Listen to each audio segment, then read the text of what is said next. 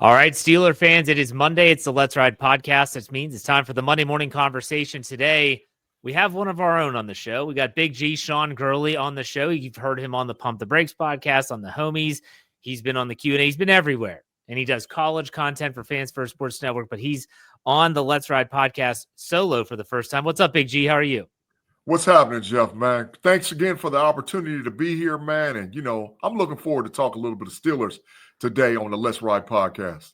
Absolutely. And, there's a lot of stuff that's already happened, that's taken place over the weekend. We'll get to some of the news that might pertain to the AFC North, but I want to give you an opportunity to start to talk about your background. You are a diehard Steelers fan. You are a diehard Ohio State fan too, but you have a history in this game that might be unique, that maybe some people that have listened to shows don't really know. So I want to give you a chance to give us your history with the game of football. Yeah, I hate to be braggadocious about myself, and I'm not really going to go into all of that. But, when I say I have passion for football, I've been playing football since I was like 6 years old. Right. And my dad was a former coach, that he passed away when I was a young guy. I had an opportunity to go and play at a junior college level out in Iowa. I left there and I went and played Division I college football down at the University of Arkansas. And so I played every level of football except for the NFL level. And I've been around it my whole life because my godbrother, who played 13 years in the NFL, and I had a very close friend of mine that played 10 years in the NFL. So I've been around the game. I know the game. Now, am I an NFL coach? No. But I know football when I see football, Jeff. So that's why I guess I have a little different and unique experience and approach with watching football. Absolutely. And it's, you bring it, you're kind of like Kevin Smith in the fact that you are a fan of the Steelers, but you bring an analytical view that is different than, say, me, who my unbelievable football career tapped out in middle school. So other than that, I understand, man. I'm too glad to mess with you. I asked you for a reason, and here's why. There's in the back of my brain as I watch this Steelers team and I watch the end of last season and I've seen what they've done or haven't done this offseason, I keep on thinking to myself that the Steelers are at a crossroads. And in the organization's history, they're at a crossroads. And this has happened before. This isn't new for the Steelers organization. It just depends on which way are they going to go. My question for you real quick is, what do you think the Steelers' approach should be to this offseason? Because today, Monday, is when things are going to be fast and furious. We've already seen a lot of moves being made, players staying, players getting new contracts. Yeah. What do you think the approach should be for the Steelers this offseason? Let's start with free agency. Well, the bottom line is this, is you can't move forward with an organization until you solidify a quarterback position.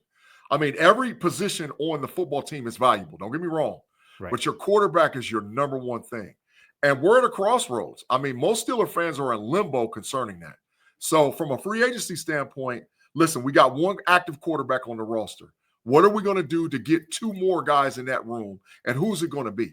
So from free agency, we have to get the quarterback first. Now, everything else will fall into play. But what's happened is the Steelers have delayed with making a decision on what they're going to do. And maybe even the players who possibly will be with the Steelers have delayed too. So I think that you can't move forward with your organization or agency unless you make one of these two decisions, Jeff. Either A, we're going to have a transitional quarterback that's going to get us through 2025, and we're going to go get a guy in 2026. Or the guy that we sign is going to be more than a 2-year guy, in my opinion, because I think it doesn't work any other way because you haven't solidified that position. And guess what? Other free agents are coming unless they get a quarterback that they know that can get them the football. So that's where my dilemma starts and ends as far as free agency. Okay, well, let's talk about the quarterback position. It's something I was going to bring up anyways. You're an Ohio State guy, so I'm assuming you're all about Justin Fields. Do you think that's the way to go? Am I correct in my thinking? Well, sort of. The deal is this. Justin can be 2 for 1 if you're the Pittsburgh Steelers as far as an organization. The reason why is he can be a transitional quarterback that could be our starter in the future, and he can prove that, or he could be the bridge. Right. I've been saying for months, sign Justin to a 2-year deal, let him get an opportunity to go into the 2025 season as being the number one guy, and let's see what he got. And if not, then in 2026, we know what we got to do. We know that we got to go get our future and franchise quarterback. So he's the only current free agent quarterback that's out there that provides that. If you look at the Danny Dimes and the Russell Wilsons and the Aaron Rodgers and the other guys that's out there, none of those guys provide that duality for the Pittsburgh Steelers to be able to put themselves in position for either the quarterback of the future or the quarterback for that's the bridge. I agree with you. I think that he does provide a lot of upside where I've talked about this on my show in the past is he could be that guy. And if he's not that guy, can you get him to a contract that's not going to cripple you in the future in terms of salary cap space? I think the answer to that is yes. We'll see how things play out in the first hours of free agency today on Monday. But let me ask you this question. Let's say they do get their guy. They do get Justin Fields to come back. And let's say it is on a 2 or 3 year deal. Do you think, and I've asked all the guests I've had on this podcast the same question, do you think and or trust the Steelers to be able to build an offense that suits Justin Fields and his abilities, which are very unique in the NFL? I believe that they can. I mean, Arthur Smith is really that guy, Jeff. You got inside track information just like I do. And we're hearing that Arthur Smith was really upset about not being able to turn Justin into the quarterback that he wanted to do. And Mike Tomlin's saying, hey, look, we got to switch and put Rusty in there. So I think moving forward, Justin knows what he's going to get out of Arthur Smith. But the deal is going to be what type of collective pieces are you going to put around him? Are you going to give him other opportunities to get wide receiver guys? Are you going to give him other opportunities to get running back guys? Are you going to solidify this offensive line, which there's a lot of questions there too? So Justin, and it's just like any other quarterback in the NFL. They're only as good as the pieces that's around them. Yeah. And you have to have those type guys to help him. Otherwise, you're just going to be stuck in limbo and purgatory, and we'll blame Justin for everything. But the issue is the pieces aren't really there to move forward and winning for the organization. I'm trying to think when I had you and Tate on the podcast. I think it was after the draft last year, and you were really excited. The pieces they had put in place on the offensive line. You talked Zach Frazier, Mason McCormick, which meshed with Broderick Jones and some of the other pieces there. You said, man, they're building a bully. Yes. They're building a bully. Yeah. You think they're still taking strides in that way, or do you think that maybe they're, I don't know, treading water? Because last season, Broderick Jones, we don't know if he's suited bet more for the left than the right. We can talk about it, but we haven't seen it except for one game his rookie year. We didn't see Troy Fautanu at all hardly in 2024. Zach Frazier did well. He hit the rookie wall. I think Mason McCormick did as well. And then is Mason McCormick your guy? I want to ask you about the state of the offensive line and your thoughts on there in terms of, you said, if they get Justin, you got to have the pieces around him. Are they going to have to invest even more in this offensive line this offseason? I think they absolutely have to do it. Not only do they have to spend money in free agency, they need to draft another guy too. I think Troy Fautanu is the natural right tackle. Yeah. I believe Zach Frazier is a 10-year starter at center, and he's proven he's a Pro Bowler. The question is Jones. McCormick will come along once he learns what he needs to learn at the NFL, because a lot of people don't realize he jumped from the D1 AA level all the way to the NFL. And that's not good a lot of times, because the learning, the speed of the game, and all whatever else, completely different. So now you got McCormick, Frazier, Fautanu. If Jones shows that he can stabilize, there's 4 of your 5 pieces. But I think they still should go in free agency, get maybe a wily old veteran to play a guard, or even contend and fight for that left tackle position, and then still draft a guy. I don't care if it's an interior offensive lineman or another tackle, but you have to continue to build the offensive line. You need help in the trenches. Otherwise, your quarterback's going to get killed. So, yeah, absolutely, I think they're still building a bully. The switch will be what they do on the defensive line. That's the next step. We'll get there. Let's stay on the offense for a second. So Broderick Jones, give me your assessment of his season last year. Everyone has different marks based on the fact that whether you're looking at Pro Football Focus, whether they're looking at just the eye test and watching football games. Everyone knows the horrible game he had in Denver where he basically had 3 straight penalties and got benched for the rest of the game. We all remember that, but that was on the right side. But let's talk about the right side. How has he been, in your opinion, in his first 2 years in the league? Not consistent. You see, so I watch a lot of all 22 film, right? And you could see some plays and you're like, oh my God, if this guy can really get it, where he just totally just mauls the people that's in front of him. But you see plays where he literally looks like a blind dancing panda. And you're like, man, what are you doing, bro? Are you trying to really block this guy? Do you understand what the fit or the scheme is on this play? And how much effort are you giving? Jeff, I don't know if that is because he was injured or he was playing out of position. I don't know. But I'm excited to see him on the left side this year, which is his natural position. Remember, we traded up to get this kid. We traded up to get this kid to put him at left tackle. Now, I don't know if that was because of Coach Meyer and his unwillingness to move Dan Moore out of that spot, or he just didn't feel comfortable with putting Jones on the left. I don't know what that was all about.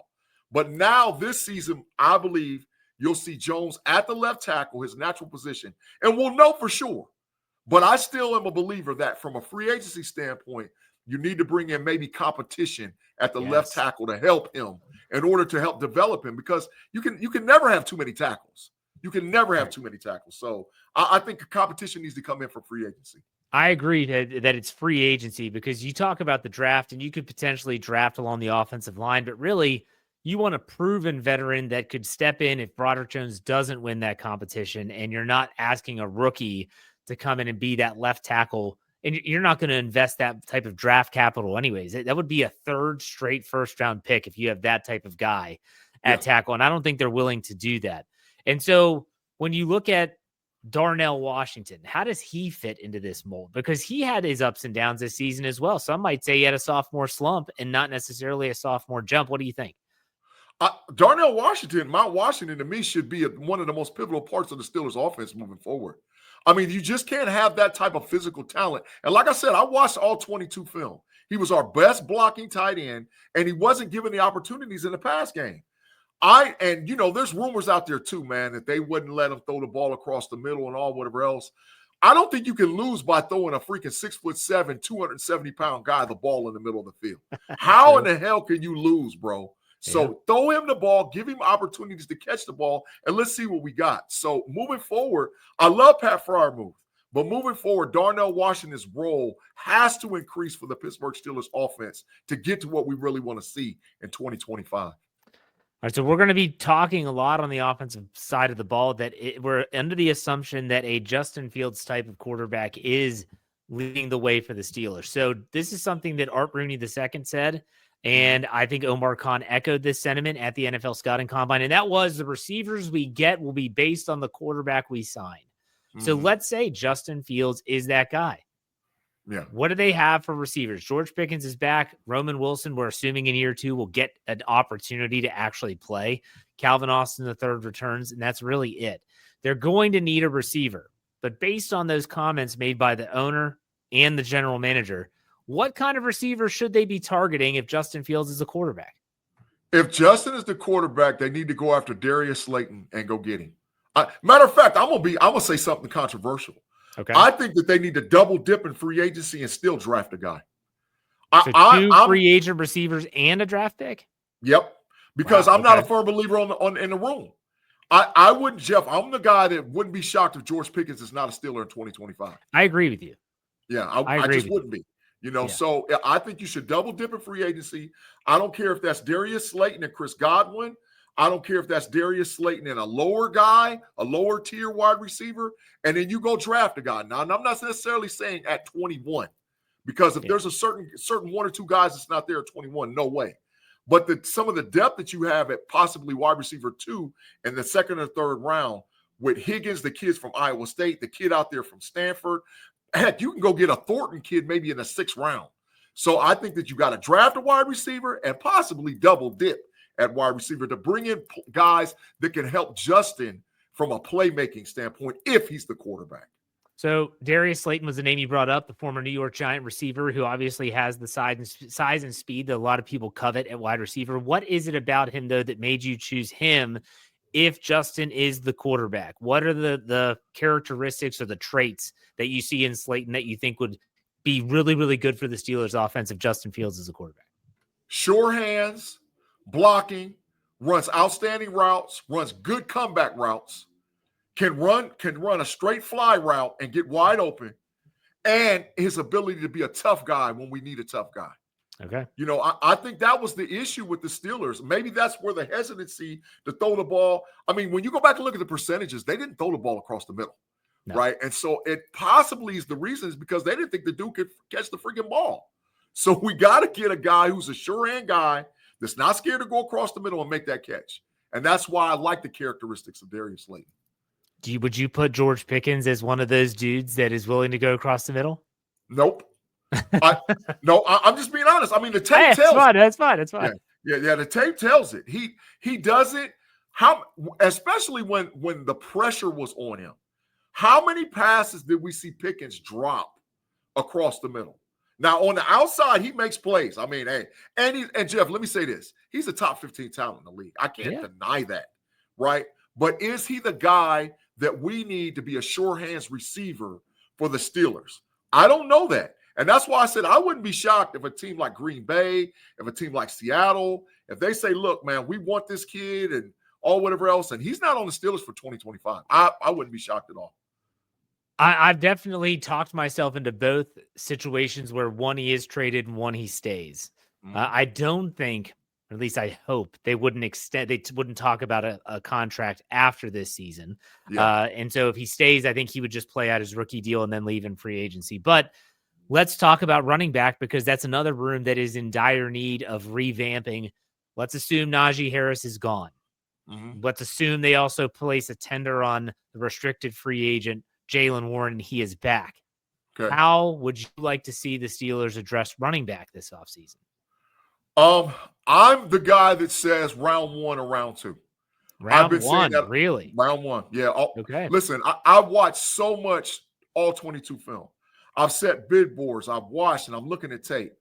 Omarion Hampton is worth it. Omarion Hampton, Quinshon Judkins, Travion Henderson is worth a round 1 or round 2. Now, there's some guys that I would love to get in 3 and 4. I mean, like Rock Sanders from South Carolina. I like that C.J. Higgins kid down there at Kansas State because I thought he was going to be slow, and he ended up running like a 4.42. But there's some depth and talent in this draft, man, as far as running back. So you go get your guy. And he's got to be a zone guy. You know, that's Arthur Smith's scheme.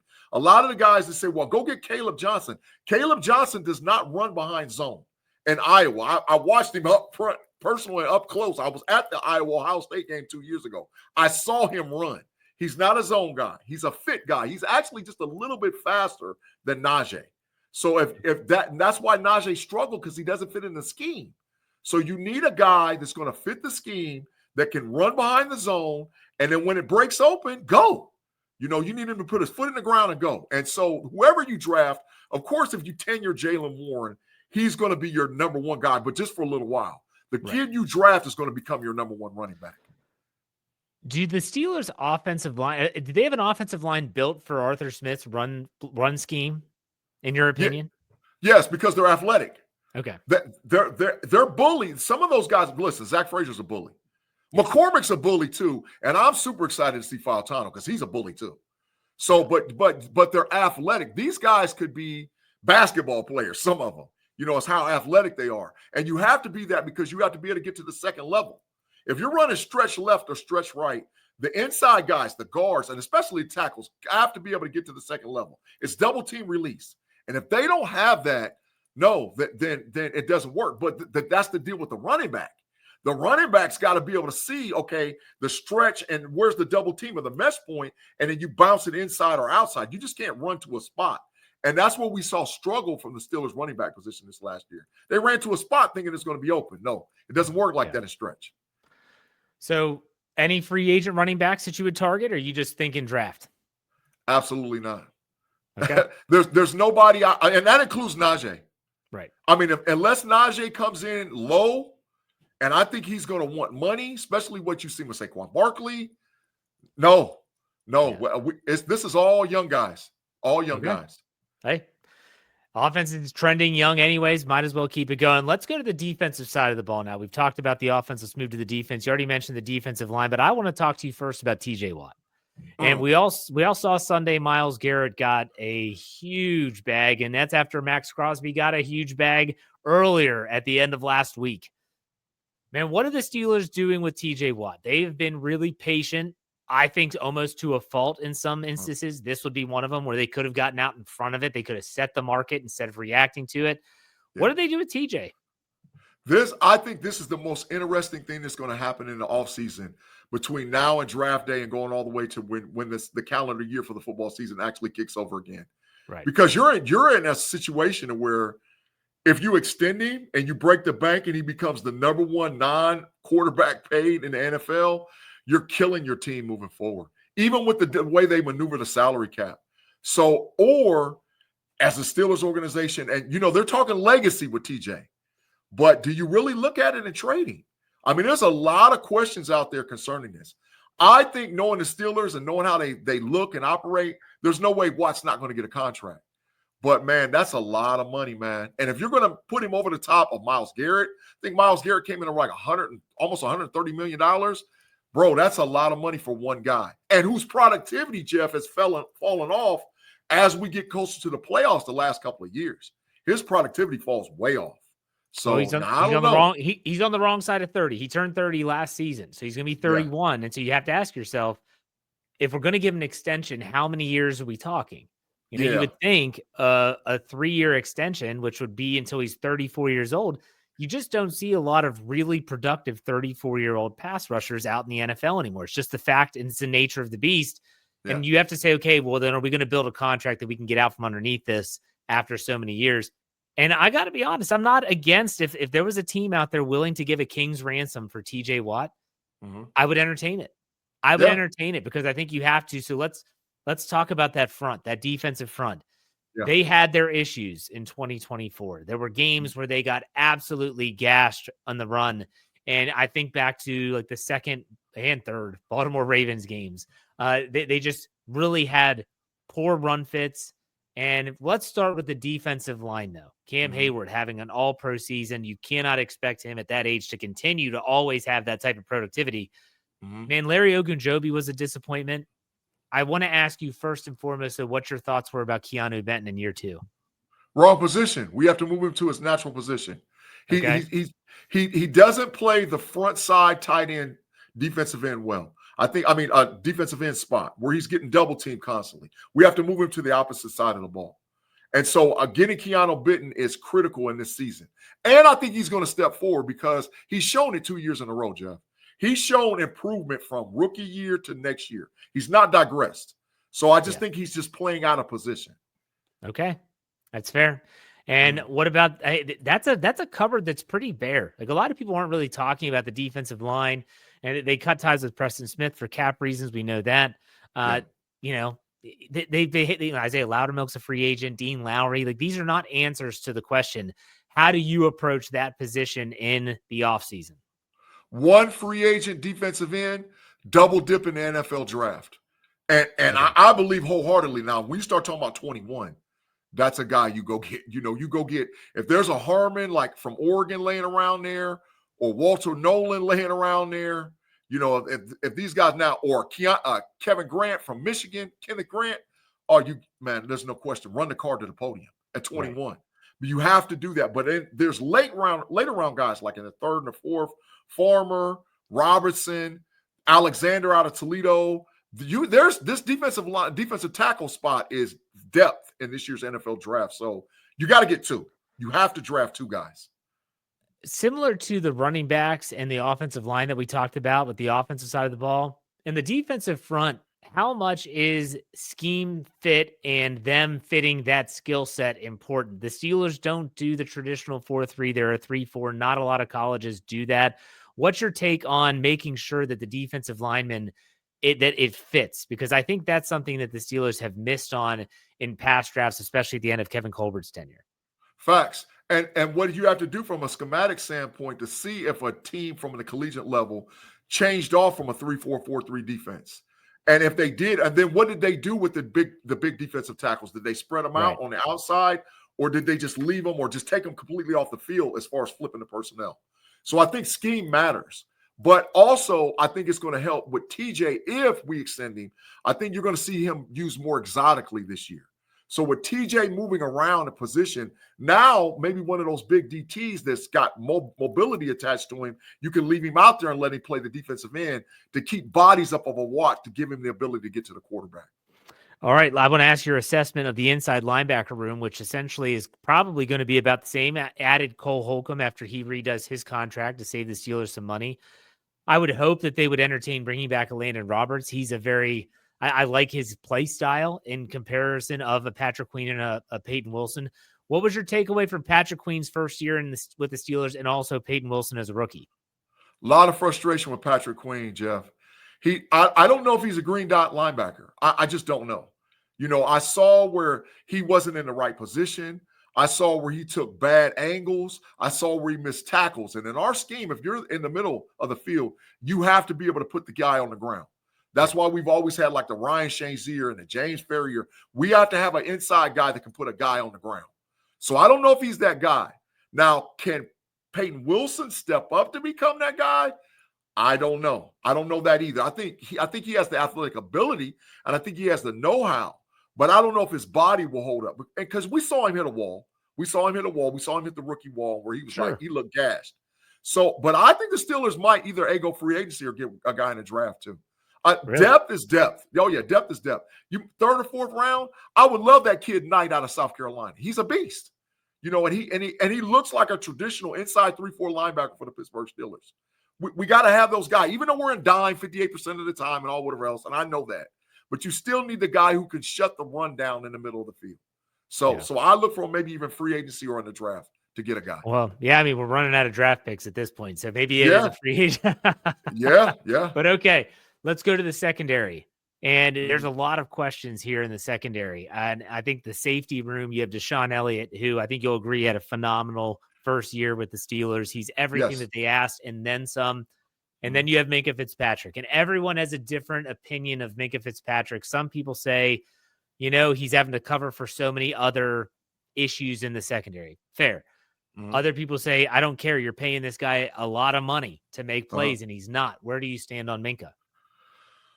So this is where I get in a lot of trouble concerning Steelers Nation, man, because I've been calling Minkah to get traded for over a year. Okay. I think it's time for Minkah to go. Because he just doesn't do the athletic things that we need to do. When we run our scheme, Jeff, our strong safety or free safety has to be the guy that's downhill. He's like a chess piece. Look at us traditionally. We've had Troy Polamalu. We've had Rod Woodson. We've had Cardinal Lake. I mean, I can go back through it. Ryan Clark. These are guys that we have to be able to move around like chess pieces. Minkah's not doing it. So I've been saying for a minute, maybe it's time for Minkah to be traded. And if we do, I want Nicky Umanura out of South Carolina. That kid's a freak. 6'4", 220, 4'3", 8 40-yard dash, 43-inch vertical jump, 11'6" standing broad jump. You have to get a freak of nature athlete in there. Look at what the Baltimore Ravens have done with Kyle Hamilton. Yeah. We need that. We need that in Pittsburgh. So I'm not on the popular side of this. Minkah, you might be traded. If I was the GM, you'd be packing.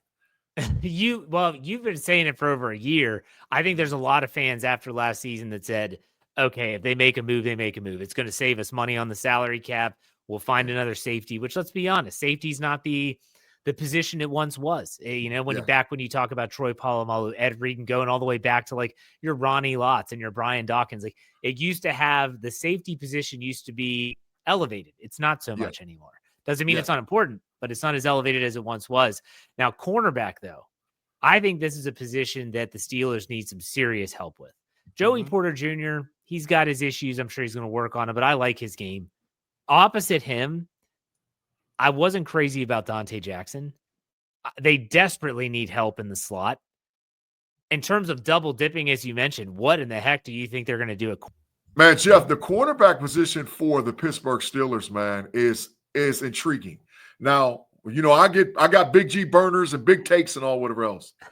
I think we go after a cornerback. I love Byron Murphy. I think Byron Murphy for the Minnesota Vikings helps in a lot of ways at the cornerback position. But I'm hearing a lot about this kid out of Las Vegas. He played for Louisville. I think his last name's Dobbs, cornerback. Yeah, I think you're right. And I'm thinking they're going to try to maybe get him in a nickel corner too. So I think they go maybe free agency to get one guy. And Jeff, once again, looking at the draft, got to get another guy. And listen, our draft picks, we have what? First, second, third, fourth, no fifth, correct, a six and 2 7s. So we have to be very specific unless we're going to trade players and move to be able to get accessibility to more draft capital. So, and we got a lot of money. We can spend money too, Well, this has been a really good primer for free agency, which starts today technically at noon, even though I'm sure deals are going to be coming out as soon as this thing even releases early in the morning on Monday. But it's going to be really, really interesting to see which way the Steelers trend and going into the draft. I'm really glad that you're a part of the team, because I really do enjoy your insights on the Pump the Brakes podcast and on the Homies, which is always fun hearing you chop it up with some of your friends there that like other AFC North teams. But I want to give you an opportunity to plug anything else you have going on so that people can know where to find you and know how to hear your voice. Well, definitely continue to check me out on Steel Curtain Network, like Jeff said, on all podcast networks. But I want to know what all's podcasts live on Sundays at 6 p.m. Eastern Standard Time. Me, Mod, and Tate Boy Fresh.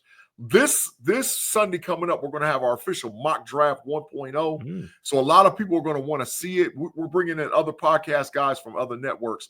And coming up Monday, we're bringing back the Fans First Sports Network Level Up College Football Podcast. That's going to be live. Sarah C. and Andy P. We had to take a break, man. I mean, it was just overwhelming, especially after the fact that my Buckeyes won the national championship. We had to take a break. We had to settle back. We had to, okay, this is what we're going to do. So this Monday coming up, like literally as this thing airs at 12 or is airing at 12, around 6 o'clock p.m., tune in to Fans First Sports Network Level Up College Football Podcast, and you'll get an enjoyment out of it because we talk big-time college football over there. There you go. Big G, thanks, man. I appreciate it, and we'll be in touch soon. Enjoy the new league year as it starts today. Take it easy. Yes, sir. Thank you.